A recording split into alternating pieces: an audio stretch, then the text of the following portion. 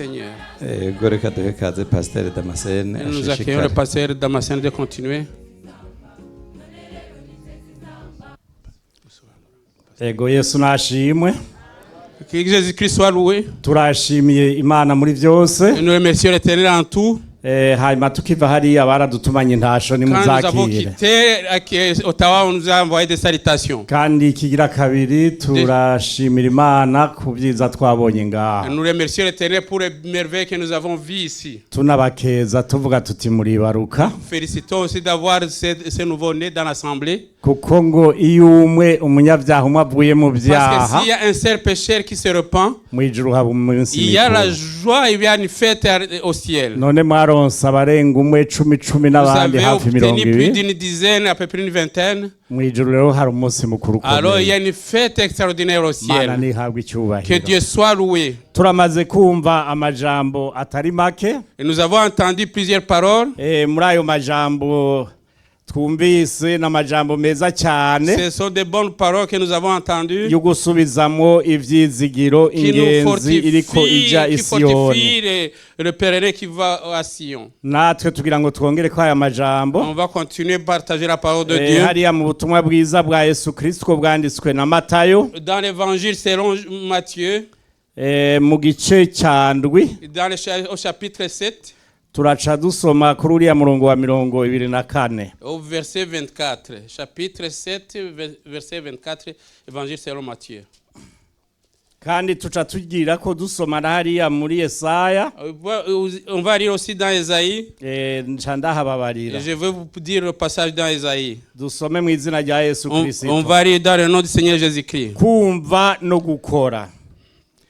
Uwumva ayo majambo yanje wese akayakora asa n'umuntu w'ubwenge yubatse inzu yiwe ku rutare. Isegenya iragwa, inkukura iratwaza, igihuhuta kirahuhuta, bisurira kuri nyanzu ntiyagwa, kuko yari imase ku rutare. Ariko uwumva ayo majambo yanje wese ntayakore asa n'umuntu w'imburabwenge yubatse inzu yiwe ku musenyi. Isegenya iragwa, inkukura iratwaza, igihuhuta kirahuhuta, bisurira kuri nyanzu irasenyuka, kandi isenyeranya ryayo riba irikomeye. Imana nidufashe. Amen. Hariya butumwa bwiza bwa hariya muri kiriya gitabo cya Yesaya Dans le livre du prophète Isaïe, niho tugira ngo dusome. on va lire dans ce livre, Naho muri biriya bice by'ibitangura dans le premier chapitre, ni igice kigira gatandatu. au 6e chapitre, Tuce duhera ku murongo wa mbere. à partir du premier verset. Ihamagagwa rya La Yesaya vocation d'Ésaïe. tuhabone Vous avez vu le passage. igice Yesaya igice gatandatu murongo wa mbere. Ésaïe chapitre 6, premier verset. Mu mwaka umwami Uziya yatanzemo nabonye umwami Imana avyagiye ku ntebe y'ubwami ndende, ashizwe hejuru, impuzu yiwe y'igisaga yuzura urusengero. Abaserafi bari bahagaze hejuru yiwe. Umuserafi wese yari afise amababa atandatu. Abiri yayatwikira mu maso, yandi abiri yatwikira ibirenge, yandi abiri yarayagurukisha. Babarirana basemerera bati, uwera, uwera, uwera niwe uhoraho nyene ingabo. Alléluia. Isi yose yuzuye icubahiro ciwe. Amen. Amatanguriro y'imiryango anyiganyizwa no gusemerera kwabo, inzu yuzura umwotsi. Maze ndavuga nti mbonye ibara ndapfuye, kuko ndi umunyaminwa yanduye, kandi mba hagati y'ubwoko bufise iminwa yanduye, kuko amaso yanje abonye umwami uhoraho nyene ingabo. maze umwe mu baserafi araguruka aza ahondi avise ikara ryaka mu ntoke yokoje ikimano ku gicaniro arinkoza ku munwa arambarira atehe iri rikoze ku minwa yawe ukugabitanya kwawe ugukuwe ko icyaha cyawe kirahongewe numva ijwi ry'umwami Imana rivuga riti ndatumande ninde yotugira maze ndavuga ndi hano bari jewe utuma Imana nitugirire neza Amen. turamaze kumva aya majambo y'Imana umukozi w'Imana amaze kutwigisha. Nous avons entendu ces paroles que le serviteur de Dieu nous a partagées. Atwigishije ko hariho imibabaro yo mu isi. Il nous a parlé des souffrances dans ce monde. Ariko kandi ngo ntihwanye. Et on ne peut pas les comparer. N'ubwiza tuzoha. Et la gloire qui nous est réservée. Mana nihabwe icyubahiro. Amen.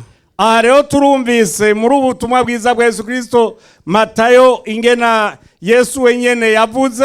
Nous venons d'entendre ce que dans l'évangile de Matthieu, ce que Jésus-Christ a dit. Agira ikigereranyo canke illustration. Il a fait une illustration. Avuga ati il a dit que umuntu une personne yumva qui entend amajambo yanje mes paroles kandi akayakurikiza et qui les met en pratique. Uwo muntu asa n'umuntu Cette personne est semblable à une personne yagize ati ngomba kubaka inzu que je vais construire une maison. ati mu kuyubaka arondera ngo ahantu hakomeye. Il a cherché un bon endroit. Akoresha ibikoresho bikomeye. Il a utilisé du bon matériel. Arayubaka neza. Il a bien construit sa maison. Araharura ati hamwe umuyaga uje. Il a planifié que s'il y a du vent qui proviendrait, il pourrait venir avec une force puissante. Il ne pourra pas avoir effet sur cette maison. Alors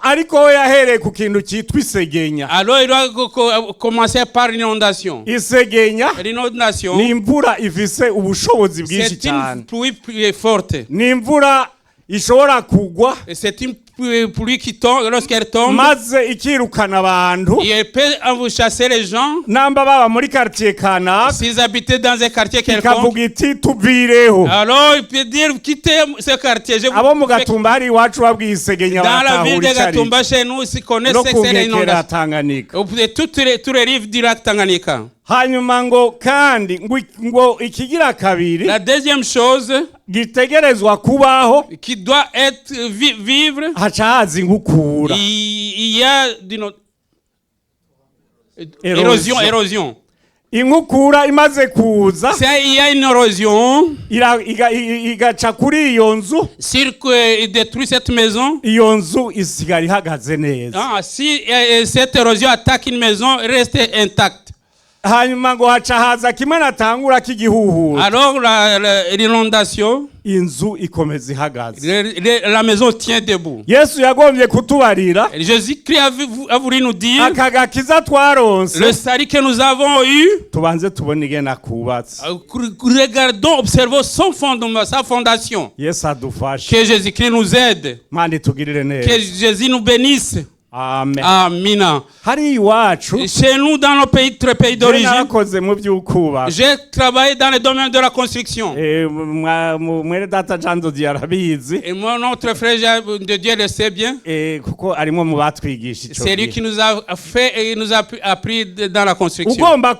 Si tu veux bâtir une maison, la première chose qu'on vous demande, c'est l'étude du sol. Tu étudies, tu fais l'étude du sol. Parce que la terre, dans la façon dont nous la voyons,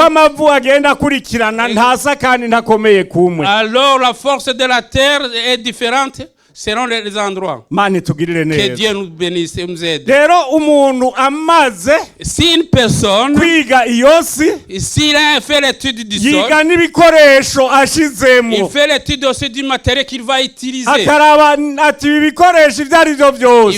dire c'est le matériel que je vais utiliser. Si c'est du métal, ce ne sont pas des fers piratés. Si c'est du ciment qu'il va utiliser. akaraba ati isima ni sima nziza C'est de la cyane bonne qualité. kuko isima yubaka ibihome siyo yubaka hariya mu kuzimu. Parce que le ciment qu'on utilise pour le mur, c'est pas le même ciment ou bien la même qualité que celui qu'on utilise dans la fondation. akubaka iyo nzu Et puis il construit la maison igahagarara neza. et la maison tient debout. Mana idufashe. Amina. nubwo ayirayemo nubwo ayibayemo Même s'il habite dans cette maison, akamenya ati ibyo ari byo byose en sachant que jewe naragerageje uko nshoboye. j'ai essayé de mon mieux, aka gakiza rero ce salut dans lequel nous sommes, umuntu wese toute personne, abanze kuraba ingene yubatse. il puisse regarder comment il a construit. Mana itugirire neza. Amen. ubona ingene wavyubatse Observez comment tu as construit, bien édifié. kuko hariho umuntu yubaka Parce qu'il y a une personne qui peut construire mu buryo bwo gukurikira abandi et dans une manière de suivre les autres sans avoir une cyane fondation cyane solide. nk'umwana akabona ati abavyeyi barakijijwe Il a un enfant peut voir que ses parents sont sauvés. nawe nyene agaca ajya inyuma ati na Et puis jewe il suivait en croyant que agaca agenda ati naje ndagomba kubatizwa. et il suit les parents en disant que moi aussi je vais être baptisé. kwatura La confession, kubanza kubabazwa n'icyaha à la fois la souffrance du péché, ico ntikibeho. sans que vous ayez ces choses. Mana idufashe. Que Dieu nous aide. kwatura icyaha La confession du péché, ntibibeho. sans que tu aies confessé le péché. Mana itugirire Que neza. Dieu nous aide. kigira gatatu La troisième chose, we akabatizwa il est baptisé. agaca abamo nk'umuntu w'umunyedini. Il devient une personne religieuse. Mana idufashe. Et que Dieu nous aide. ariko mbi icyo Imana itugomba Mais c'est que Dieu veut en nous. kuko icyo ijuru ritugombako C'est que le désir du muri ciel ayo envers nous. mageragezwa yose duhurira ngaha Toutes ces épreuves, ces souffrances que nous cyangwa avons n'abari faites, ku isi yose bahura tout ce que le monde rencontre, kuba ufise icyo wavuganye n'Imana. ayez la parole qui vient du ciel qui vous fortifie. Imana ntihabwe Que icyubahiro. Dieu nous soit loué. kuba ufise icyo mwayaze n'Imana. Avoir une parole, ou bien un message divin en vous. kuba ufise icyo mwavuganye Avoir n'Imana. quelque chose que tu as entendu, que Dieu t'a dit. kuko iri juru tuvuga C'est ciel que nous confessons, ni que nous inyuguti prêchons. nkeyi cyane Ce sont ryanditswemo quelques alphabets. ariko gushikayo Mais y arriver, bisaba ibikomeye. ce sont des grandes choses. Yesu adufashe. Que Jésus-Christ nous fortifie. minsi ishize nagombye gufata urugendo njya i Rwanda. Dernièrement, j'avais voulu voyager pour le Rwanda. nabanje kurondera itike. J'ai commencé à chercher le billet d'avion. ndarondera icyangombwa. J'ai cherché les documents de voyage. ariko ikintu cya mbere La première chose nigumijeko que j'ai gardé en moi, ni icyangombwa. c'est la pièce d'identité ou bien la pièce de document de voyage. umwana yavuze ati reka ndagishyire mu isakoshi. Et là, mon fils m'a dit de le mettre dans le sac de voyage. icyangombwa ntikijya mu isakoshi. Le document de voyage, tu ne peux pas le mettre dans le sac de voyage. Mana Tu idufashe. vas reporter sur toi-même. nkagenda ndakabakaba. J'ai touché à chaque moment. mbega uracyarimo gacyangombwa. Mais est-ce que tu es dedans, document? Yesu atugirire neza. Amina. kuko ndabizi gushika kuri aeroport. Parce que je sais bien si on arrive à l'aéroport, bakubaza ngo ufise amadolari on angahe. ne vous demande pas le nombre de dollars que vous avez. bavuga ngo zana On vous icyangombwa. demande le document de voyage. icyangombwa Le document de voyage. ntiwakira. Recevez. icyaca akora Ce qu'il fait ensuite, agira akantu gatonya acishamo il gutya passe dans le scanner agaca kuraba mu maso. et puis regarde ton visage. naciye ngana bwa bundi turi ku isi yose. Et nous sommes dans nos informations sont partagées partout. byambaye icyiyumviro. Ça m'a donné une leçon. agakiza kacu gashika mu ijuru. À l'autre salut arrive au ciel. Yesu atugirire neza. Que Jésus nous fortifie. kuvuga ko tuba twanditswe mu gitabo cy'ishengero. Même si nous sommes sont inscrits dans les livres de l'église. by'ukuri kucyandikwamo. C'est bon et c'est très beau d'être écrit dans les livres de l'église. Mais faisons le tube fort twanditswe mu gitabo cy'ijuru. pour que nos noms soient écrits dans le nom de la vie, bien du ciel. Mana itugirire neza. Amen. Amen. Amen. nagize ikibazo. J'ai eu un problème. ngarutse. Lors de mon retour, nshitse mu Bubirigi. quand je suis arrivé en Belgique, mbona acishijemo gutya. il a passé dans le scanner. ngo hari ibyo ntabonye. Il a dit qu'il y a des choses que je... Je n'ai pas vu. Reculer, retourner sur la ligne d'abord. Il m'a fait quitter la ligne. Il a passé par notre appareil. Et ça m'a poussé à avoir peur. Et je me suis posé la question, est-ce que je vais rester à Bruxelles? Pour vous faire comprendre que, mes frères, nous avons pris la décision de suivre Jésus-Christ. C'est par notre volonté. Même celui qui t'a poussé ou bien qui t'a convaincu, t'a menti. C'est ton propre choix. Que Dieu nous fortifie. L'inondation peut tomber. C'est normal que tu rencontres des difficultés. Toi qui étais baptisé, tu dois traverser. Alors même avant, quand il a été baptisé Jésus-Christ, il a traversé les souffrances. Il a été tenté. Il a rencontré le diable et Satan. Il a tenté le diable. Il a tenté sur la ville. Il lui a apporté sur la tête du temple. Alors si tu parviens à tomber, tout ce qui est dans cette ville, ça vous appartient. Pour qu'il puisse l'honorer. Parce qu'il avait faim. Il lui a mis dans un endroit où il y a des pierres. Si tu pourrais demander à ton père, père est transformé. Mais un homme il ne vit pas seulement de pain, il vit par la parole qui vient de la bouche de l'Éternel. Amen. La parole qui provient de la bouche de l'Éternel, c'est celle-là qui va te fortifier. Parce que les épreuves, tu vas rencontrer les épreuves de la maladie.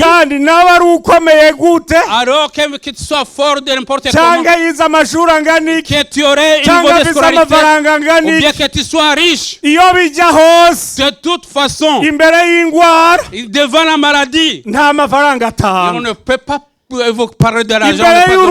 Devant la mort, tu peux mourir. Que Dieu nous fortifie.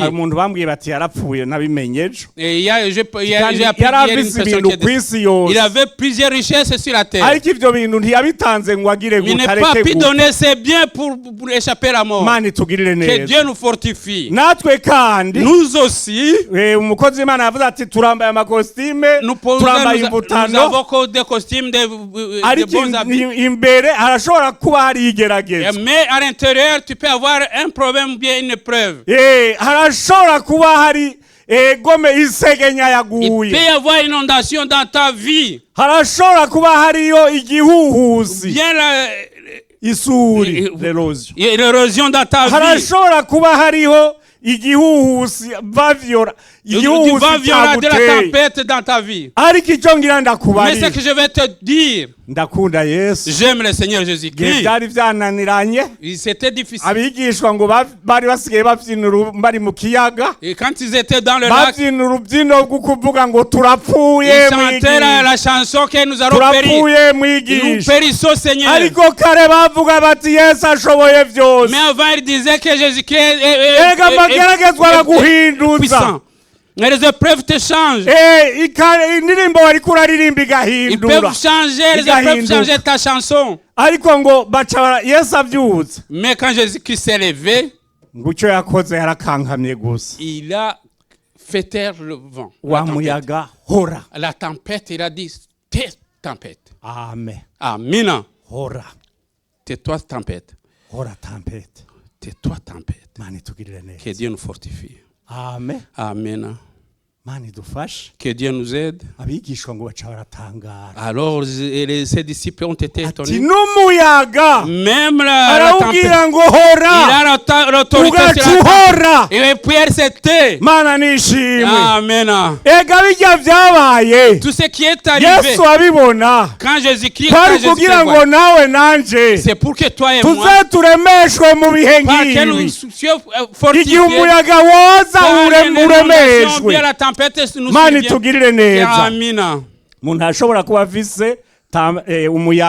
tu peux être confronté par la tempête pour ne pas avoir un enfant. Et les souffrances de ce moment, on ne peut pas les comparer à la joie qui nous est réservée. Amen. Umuntu arashobora kuba afise ibibazo egome nk'abati by'inkaratasi za immigration bitaragenda neza. Il y a des gens qui ont des problèmes dont le processus d'immigration qui n'a pas encore abouti. Ariko icyo nokubwira cyo umunyarwanda yavuze ngo yigutebeje ikigutegerera. Alors aussi le Rwandais a dit si le Seigneur fait t'attendre, il va t'attendre quelque part. Et que Dieu soit loué. La raison pour laquelle il y a une raison divine. Il y a des choses qu'il prépare. Amen. Il ne t'a pas abandonné. Il ne t'a pas oublié. Parce qu'il t'aime. Amen. Il y a un moment où Satan te dit, il te dit chaque fois que tu invoques le Seigneur Jésus-Christ, où est-ce qu'il est Jésus que tu parles?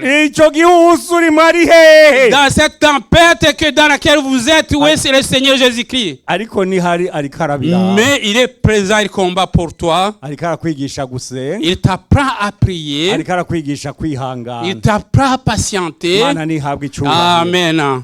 Peut-être tu as un problème quelconque. Peut-être ton conjoint ou bien ta conjointe. Au début de vos fiançailles, il disait chéri chouchou. De quels yeux. Mais aujourd'hui, regardez ses yeux comme ils sont mauvais. Que Jésus-Christ nous fortifie. Ne dites pas, ne répondez pas que tu as des yeux qui ne sont pas bons. Ce sont les yeux que tu as aimés à l'époque. Il n'y a pas eu d'autre changement. Alléluia. Ça c'est une épreuve. Satan te montre que il y a une personne qui a été tentée. Alors j'étais à Kiwenga ou Jumbura.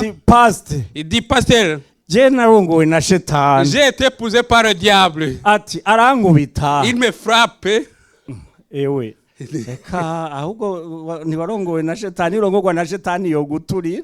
tu aurais été poussé par le diable, il t'aurait brûlé, mais tu n'aurais pas pu arriver ici. None urumva amaze kumwita shetani. Comme il a déjà cité que son mari c'est le diable. Yego ntakijijwe. Mais c'est vrai qu'il n'est pas sauvé. None umva atamaze kwinjiza shetani mu nzu. Alors vous comprenez qu'il a laissé entrer le diable dans sa maison. Ikijuru litugomba. C'est que le ciel veut envers nous. Amajambo do faiblesse atagira ikimazi litugomba. Il ne veut pas que nous prononcions bien que nous confessons des paroles qui n'ont pas d'importance. Uririye neza ikofe. Et si on parvient à te chiffrer correctement, dites merci à Seigneur Jésus-Christ. Parce que tu m'as donné quelqu'un qui me frappe, qui me gifle. Et c'est toi qui as créé les bras. Tu sais comment tu vas fabriquer ces bras. Allez dans la prière. Ou bien tu vas. Parce que dire plusieurs paroles, c'est ça qui augmente la colère du diable. Que Dieu nous fortifie. Que Dieu nous aide. Amen. Alléluia. Amen. Il y a quelqu'un qui a l'épreuve d'avoir un enfant. Et alors qu'il y a un enfant peut-être se comporte comme les gens du monde. Alors tu tu entres dans la faiblesse en disant que tu n'as pas un bon enfant. Ça, c'est la tempête qui est survenue dans ta vie. Merci l'Éternel. Merci Seigneur parce que tu m'as donné cet enfant. Alors, le changement, la transformation vous appartient, Seigneur. Que Dieu du ciel soit loué. La parole de Dieu nous dit remerciez, rendez, faites des actions de grâce en tout moment. Que ta bonté soit connue par tout le monde. Je le répète encore combien de fois. Pour la deuxième fois. En plus de ça, car le Seigneur Jésus-Christ revient bientôt. Que Dieu soit loué. Parce que le Seigneur est proche. Les souffrances que nous subissons, les tempêtes qui nous frappent, le vent que nous rencontrons, on ne peut pas les comparer. Et ce qui nous est réservé au ciel, que Dieu soit loué. Alléluia. Il y a l'Éternel nous a promis. Attendons ce pays dans la foi que nous viendrons. Amina. Quand les serviteurs de Dieu qui ont des doutes sur à propos du ciel, peut-être que quelqu'un s'est dit si je ne lève pas la main, peut-être les autres vont le constater. Ce que je vais te partager, mon frère, ici même, c'est là où nous avons la joie. Amen. Le Seigneur nous dit avec toute cette faiblesse, alors le Seigneur est plus fort, il est là. Isaïe a dit, il a vu plusieurs problèmes. Il avait visité son homme. Alors, il s'est retrouvé dans les personnes qui ont les deux repreux. Ce qui était bon en lui. Alors, il est retourné dans sa famille pour pleurer. Alors, il faut que j'aille dans la maison de Dieu. Amen. En arrivant dans le temple, en pleurant dans il a entendu des cantiques. Il avait deux chérubins, des séraphins. Il a vu l'Éternel. Il a entendu ce qu'il n'a jamais entendu.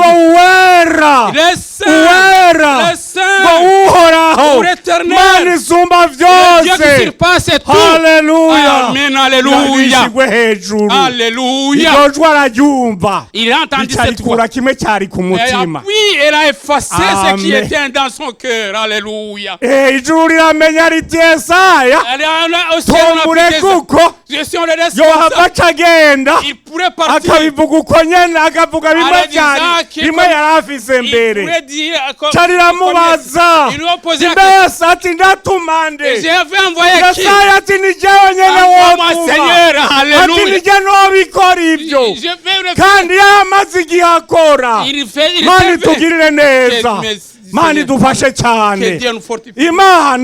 le Dieu qui nous il veut que pour envoyer dans ce pays il y a des pécheurs. J'ai passé sur la rue et quand j'allais inviter les gens je suis là parce que ce sont des personnes malheureuses. Quand tu parles avec alors qu'il est puis tu la vois s'abaisser, tomber par terre. Et puis il tombe par la tête. Est-ce qu'il essaie d'épilepsie ou bien? Et non. Uvyihenzemo nk'umukozi. Et si tu t'es umugwa kugatangura gusenga. Tu pourrais commencer à le dire. Ngo biragutinye. Ou bien en croire que ce sont des esprits qui babanyoye ibintu bikomeye. Alors c'est le fait de la drogue, des stupéfiants. Rero kugira ngo umwami aronke abatuma. Pour que le Seigneur puisse obtenir ce qu'il va envoyer. Je vais poser la question à qui je vais envoyer. Que Dieu nous aide. Il n'y a aucun endroit. On ne peut se cacher nulle part quand Jésus-Christ. Dans Jérémie, chapitre 33, il est écrit, invoquez-moi. Moi, je vais te répondre. Amen. Avez-vous quelque chose que vous avez besoin d'évoquer envers l'Éternel? Levez-vous devant l'Éternel. Je vais t'invoquer, Seigneur, pour cette question bien sûr. Parce que le diable m'a attaqué pour porter plainte contre Satan. Parce que c'est lui qui l'a vaincu est présent parmi nous. C'est lui qui nous donne la victoire. Levez-vous là où vous êtes. Et alors les serviteurs de Dieu vont se lever. Celui qui a un problème quelconque, bien on va prier pour eux dans le nom du Seigneur Jésus-Christ. Dans le nom du Seigneur Jésus-Christ. Que Dieu soit loué. Alléluia. Amen. Alléluia.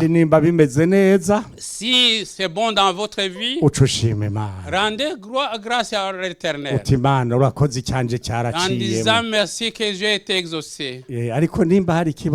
S'il y a un problème quelconque, Jésus est présent parmi nous. Venez au Seigneur Jésus-Christ. Que Dieu soit loué. Venez au Seigneur. Venez au Seigneur. Il y a quelque chose que Jésus veut réaliser dans ta vie. Nous venons de passer beaucoup de moments. Rencontrer des difficultés. Aujourd'hui, Jésus-Christ a quelque chose à te dire. Que Dieu soit loué. Si vous êtes présent, si vous sentez que vous avez besoin de prière dans le nom puissant du Seigneur Jésus-Christ. Dans le nom du Seigneur Jésus-Christ.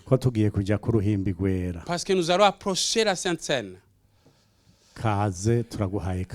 Bienvenue, nous disons bienvenue. Alors ne restez pas dans la lutte, dans ton esprit. Venez au Seigneur. Bienvenue dans le nom du Seigneur Jésus-Christ. Parce que le Seigneur Jésus-Christ est présent. Et le Seigneur Jésus-Christ, Dieu est il est dans son temple, dans son assemblée. C'est que toi tu dois faire. Accepter. Dites oui, c'est moi je vais au ciel, pour toi le fauteuil qui me retient. Restez ici, ne me retenez pas. Nous vous disons bienvenue. Il y a des gens qui sont mais ceux qui se sont agenouillés dans les places, je les demande de venir ici devant. Il n'y a aucun endroit où vous pourrez obtenir un secours. Les serviteurs de Dieu sont là pour vous aider. Bienvenue dans le nom du Seigneur Jésus-Christ. Amen. Amen. Alléluia.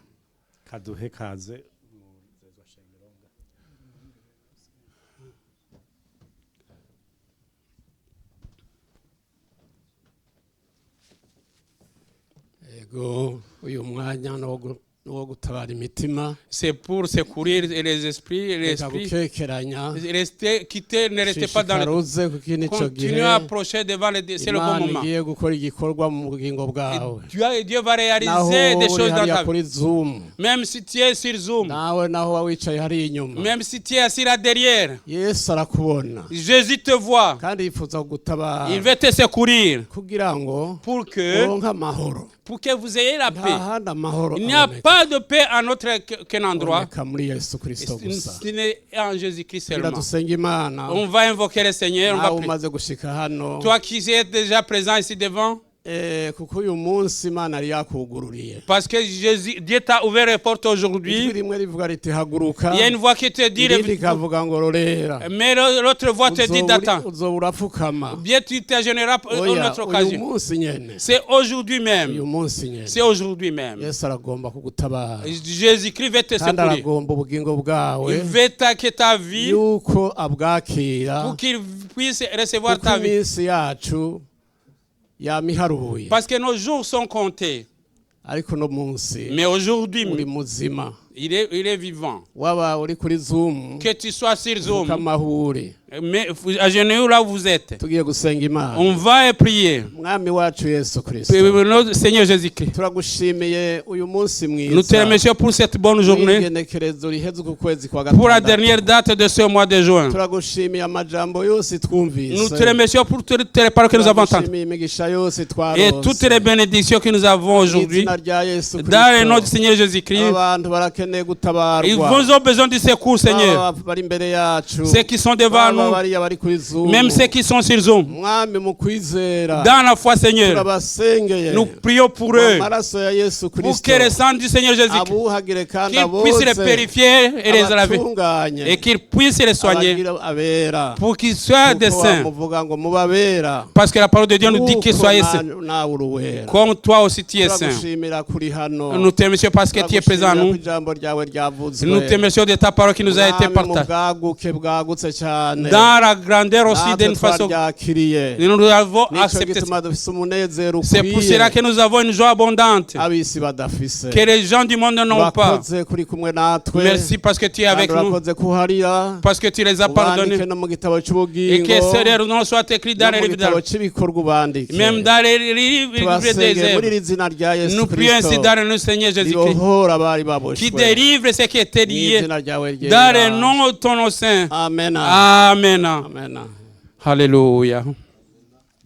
Egome twagira ngo dusenge kubwo abafise imitwaro. Nous prions pour ceux qui ont les fardeaux. Kuko umutwaro wose. Parce que tout fardeau, umuyaga wose, tout vent, toutes sortes de vents, nta wundi turabona avuga ngo hora.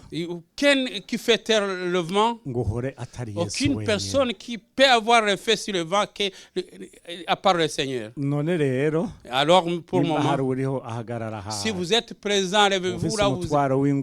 Si vous avez un fardeau un problème de santé, hari ufise umutwaro w'ibintu bimushegeshe bitari bimwe. Il y a toutes sortes de problèmes. Ariko Yesu ari ngaha. Mais Jésus-Christ est présent parmi nous. Kandi ari ngaha kugira kugirire neza.